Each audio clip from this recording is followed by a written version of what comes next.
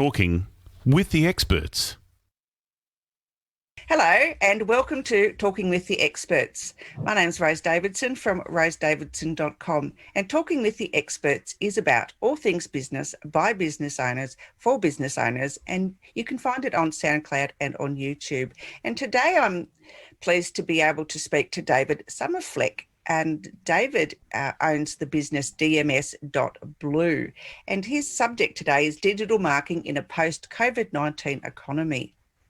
And David is an enterprise digital marketing specialist with over 20 years experience working for marketing and advertising agencies across the United States and North America.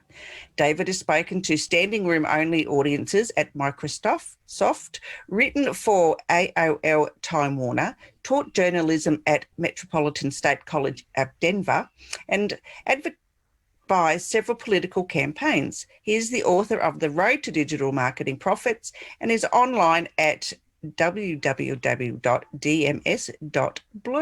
Welcome, David, and thank you today for joining me.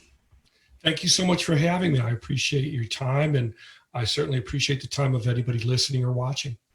Yeah, tell me a little bit more about how we can move forward with our digital marketing post-COVID, because I know a lot of businesses have not used this opportunity to actually digitize their marketing in a more effective way, or in fact not digitize their businesses. So, tell me a little bit more about how people can do that. Sure. Well, basically, let me preface my answer by saying that, look, right now, whatever country you're in, wherever you're listening or viewing this, all businesses are being impacted by COVID-19 right now. And my heart goes out to every business owner out there who is suffering and going through difficulty. And, I don't have magic answers to every question. It's not Burger King where you get everything you want immediately for super cheap. But there are answers, and there are ways to try to equalize this situation, to try to be competitive, be productive, and actually do well financially, even during an economic downturn and a global pandemic. You can turn things around. You can prosper right now, but it does require a shift in mindset, and that's imperative.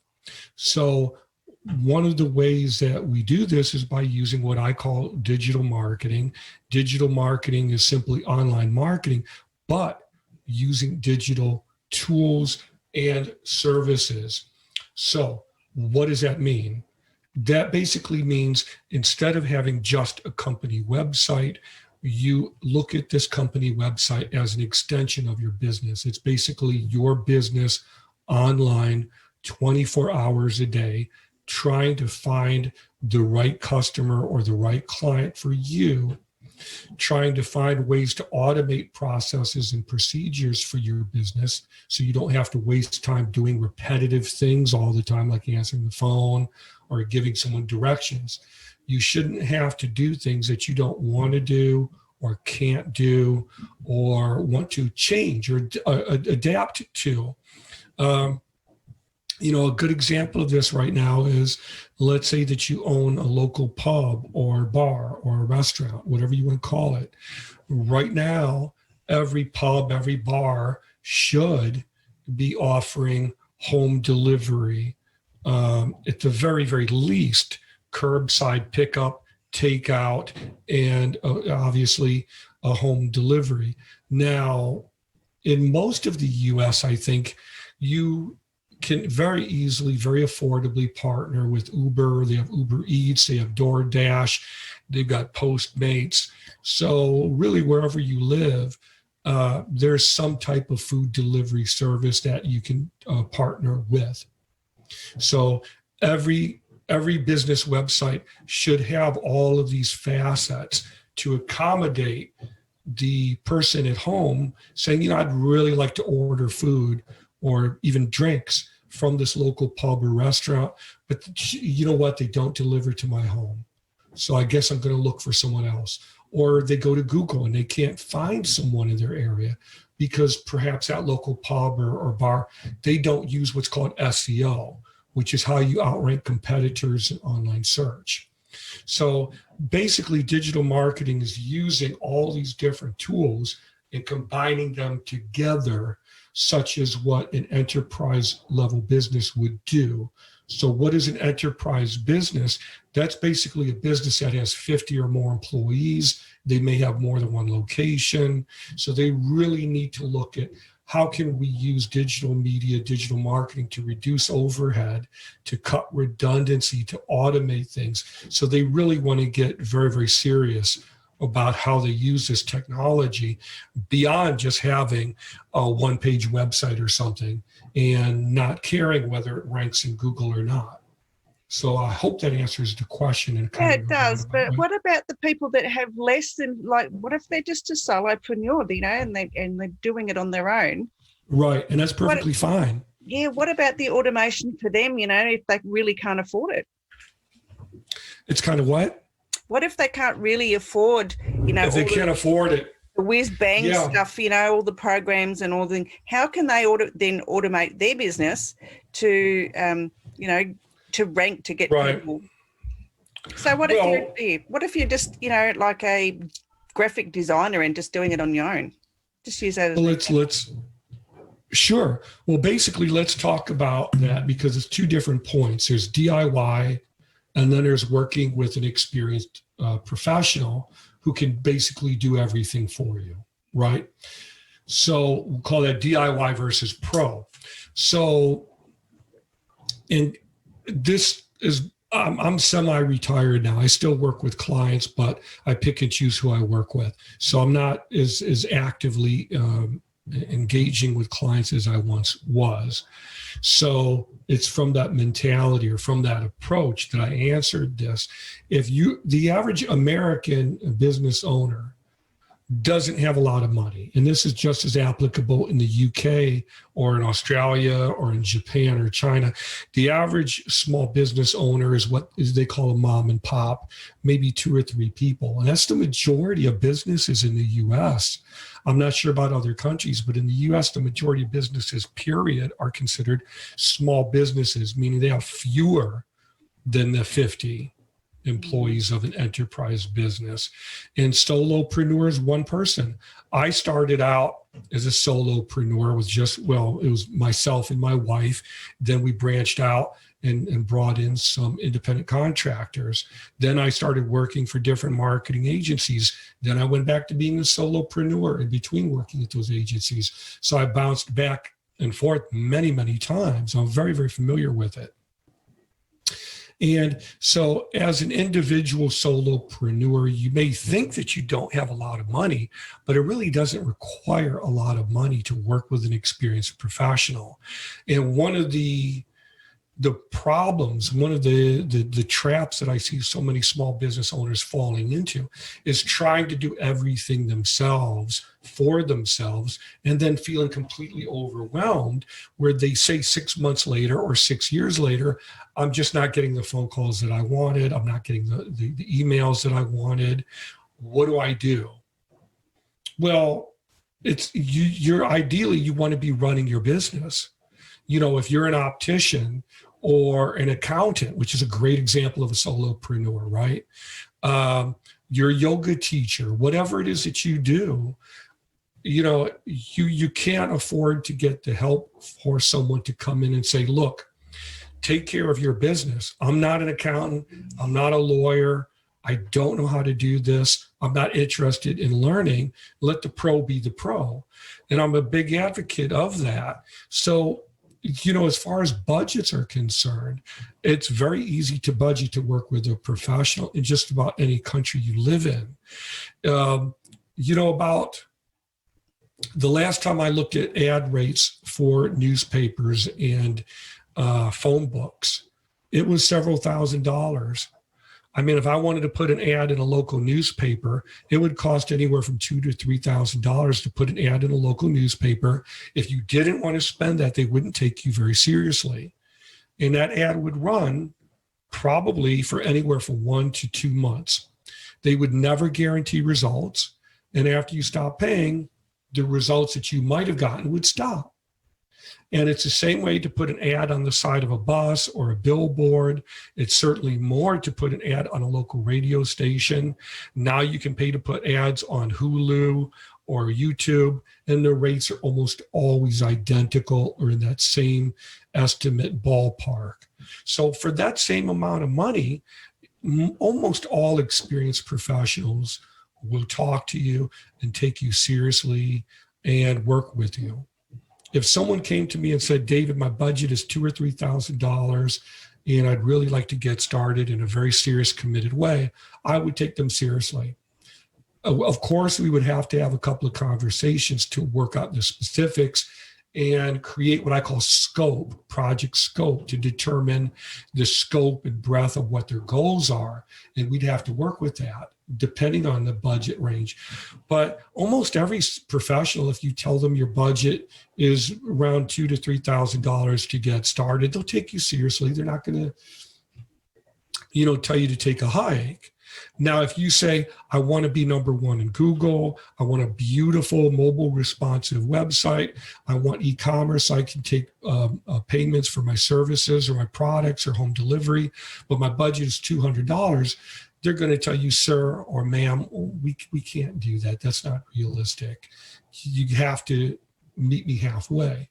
And that's where you have drama or unmet expectations working with freelancers who don't know how to have these conversations, or small business owners who aren't experienced and don't know how to budget. And that's where you go to what I call DIY or do it yourself. So you have companies such as Wix and Weebly and Squarespace and WordPress.com and so on and so forth.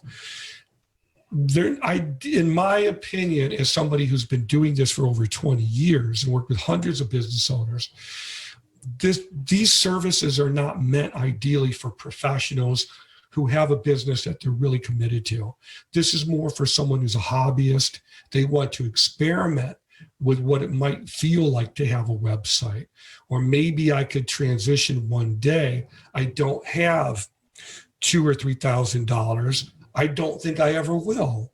Or I may have it, but I don't want to invest that in this business because I just don't know if it's ever going to go anywhere. And for those people, I would say that's fine. Go to WordPress.com, experiment. When and if you're serious about growing this one day, set aside that $2,000 to $3,000 so you can work with a professional who can basically help you accelerate growth. And that's where we come in and basically say, let's bring in SEO, e-commerce, social media marketing. Let's look at branding and brand identity, and then coming up with content for your ideal consumers. Let's look at automating your email so you're not spending all day long responding to emails. Let's look at PPC, which is pay-per-click, where you advertise online and we start tracking these metrics. Let's really look at the nuts and bolts of your business and step in and kind of take it apart so we can put it back together again. Yeah, that makes perfect sense. And the outlay really isn't that great when you look at the return on investment, I guess. So, well, yeah. And also if you look at, if you pay $2,000 or $3,000 to put an ad on a bus or a billboard or at a bus stop or in a newspaper, once you stop paying, that's whatever results you would get are gone. People don't continue to call you or email you. Why? Because your ad is gone. Hello. But with digital marketing, if you pay someone $2,000 or $3,000, they create a very robust online presence for you. You don't keep paying that amount of money forever. You pay that amount of money to get it started. Then you do what are called maintenance plans or care plans, where you pay a small monthly fee based on what you have to maintain that and keep it going. So for example, I have clients who pay me a small amount per month to just back up their site. Every day the website is backed up to my home database, so in case it's hacked or it goes down, I can restore it within a few hours. they pay me different packages for different maintenance or care plans. So they may want me to write blog posts for them, or they may want me to just take what they've written and format it for them. They may want me to distribute it to social media marketing channels, right? Or they may want me to work with their e-commerce and help them offer coupons or sell on Amazon or eBay or Etsy or what have you.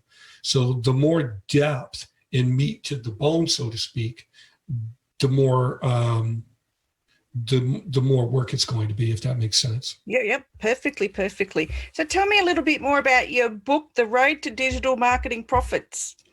Sure. That is my first book, really. The great irony is originally I went to college to study creative writing, and I graduated with a degree in English with an emphasis in creative writing. But while I was working on that degree, I worked a couple of internships at different newspapers, and I realized that there just weren't that many jobs for writers. So I started studying marketing and web design, which back in the 90s was still very new. And so I always wanted to be a writer. I always wanted to be an author. And I was deathly terrified of writing a book. How do I approach it? What should the plot be? How do I format this? And I just said, you know what? This is crazy. I'm just going to write a workbook that addresses the most common problems that I've heard working for marketing agencies over 20 plus years. What were the most common problems? And one of them was budget. I'd hear that every single day. And they would always come to me with the same problem. Why am I not getting any phone calls? Well, the DIY website wasn't made for that. Unless you already know what your SEO should be, unless you know how to program this, unless you know what the design should be or what you should write about, unless you have e-commerce and it's not a very attractive site, you're not going to be competitive with the local vendors and the local law firms and accountants and the pubs and everything who are able to invest for exponential growth, right? So I wrote The Road to Digital Marketing Profits to try to even that up, to try to take the struggling business owner or the new business owner and say, let's take the metaphor of you want to go from point A to point B. You want to drive from this place to this new destination and have a nice road trip, but you've got a map with holes in it.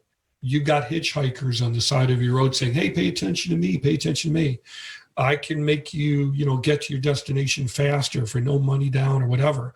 Or you need gas, so you pull over to get gas and you end up getting lost or your car breaks down. So I wanted to take that metaphor and try to make it a little bit fun and entertaining for readers so that at the beginning of the book, I take you from the perspective of a newbie being completely new to these concepts and practices to the end where you're at your destination, the destination being, I understand now. I have some ideas as to what my brand should be, who my ideal customer should be, or who I want that should be. What can I offer them so that when they visit my website, they find things that are engaging to them, that are interesting to them, that speak to their needs and problems. So they don't just look at the website and go, well, I don't know what this person does or how they could help me. So I'm going to go ahead and go to Amazon or eBay or Etsy and just work with them so I don't have to deal with all of the stress of trying to figure it out. So you want to give them more. And by the end of the workbook, you have that. And you also have a business plan that you've worked through. And you can take that to a credit union or a bank or whatever the equivalent would be in your own country. Terrific. And where can they get this book? Well, they can purchase it on my website at dms.blue. And what I do is provide links to Amazon. They can go to Amazon. They can go to Books A Million and Barnes and Noble and even Walmart, I think, should now be carrying it as paperback. Wow, that's exciting. It is. And I'm very happy about that. And, I would encourage people who want that help to look at the book. And one of the things that I say in the book is, after you purchase the book, I'm available. You can get in touch with me, and I'm happy to answer questions because I want them to succeed. Yeah, well, and don't we all? We, as business owners who provide a service to others, we always want our clients to succeed because this is why we're in business. We're not here to make ourselves Absolutely. And like I said, I'm semi-retired now, thank God, knock on wood, especially now with all the chaos going on. But I don't want to work with a business owner unless I really feel that I can knock it out of the park for them and that they're fully committed and they believe in it. Because that way I know that, if we can meet on the right terms and you're committed, there's nothing that can hold us back, So I want to make sure that anybody who reads the book, feels empowered that they can really make that transition and make it effectively and scale for rapid growth. Beautiful. Well, David, thank you so much for your insights today. It's been really great, and I'm sure that our listeners, watchers will get some value from what it is that you've spoken of today. I know I have. I'm going to go and get a copy of your book now. Well, I certainly appreciate it. And, and also I just want to say, as someone who, cares about consumers and business owners very deeply, I'm working on some courses as well, because some people don't like to read. Some people would rather, listen to an audio book or experience a visual course. So I'm working on some courses now where it's just me talking directly into the camera. And then we go into visual, things where we show different infographics and different diagrams, and we dig down a lot deeper into it. So I'm working on those as well to give struggling business owners more to choose from. Oh, perfect. Well, give me when they're up and going, give me the links, and I'll be sure to share them around, because I know that there are business owners out there at the moment who really are very challenged, and I think what you have to offer will be very helpful to them. So yeah, I certainly hope so. Yeah. I'm sure it will be. So other than your website, David, where else can people find you? Well, if you go to Google and just type in dms.blue, I'm all over the internet. I am probably most visual, I would say, on Facebook and Twitter. I'm also on YouTube. But if you go to dms.blue and you scroll all the way down to the bottom of the page, you will see all my social media links available there. And I also offer free 30-minute strategy calls with struggling business owners in particular to answer questions that they might have to try to help them get started and going in the right direction. Perfect. Well, I'll have to go and stalk you now. Please do. All right, David, thank you so much. And I hope that we can chat later on in the year, because I think what you have offered today is very valuable, and I think later on in the year, when we more progressed into 2021, I think we might see a change in business habits, and I think what you can offer will be more valuable later on in the year. Well, I certainly appreciate your time, and I invite you and anyone listening or watching to keep in touch. All right, David, thank you so much. Thank you. Have a great night. You too.